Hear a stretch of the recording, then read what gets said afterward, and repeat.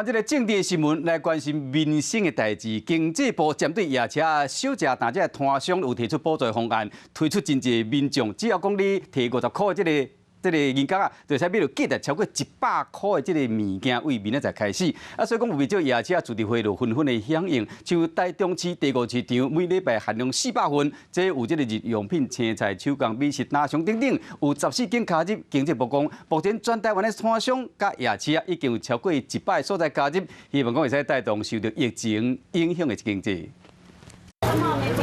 民众伫咧菜市内底消费，为鱼丸啊、甜不辣种种食材，准备买倒去厝的料理。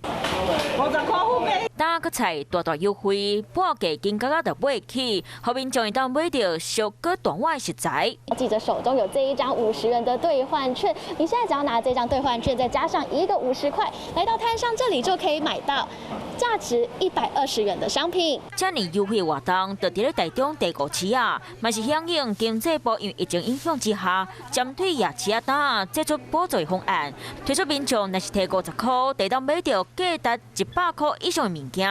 当消费者自己出50块现金，然后搭配优惠券这样子，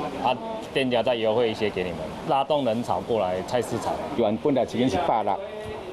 全部来一斤是130嘛吼，咱拢总会减30块，等另外吼，因为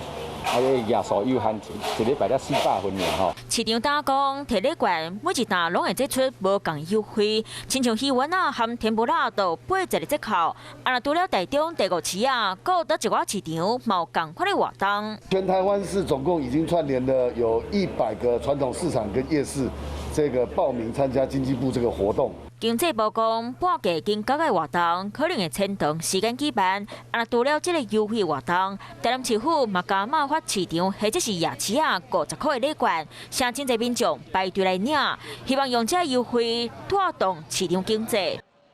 Hello， 大家好，我是乃瑜，要教给大家2个任务。第一个，华视新闻的脸书专页，你按赞了吗？还有华视新闻的 YouTube 频道，赶紧订阅起来，还要记得按赞，开启小铃铛哦。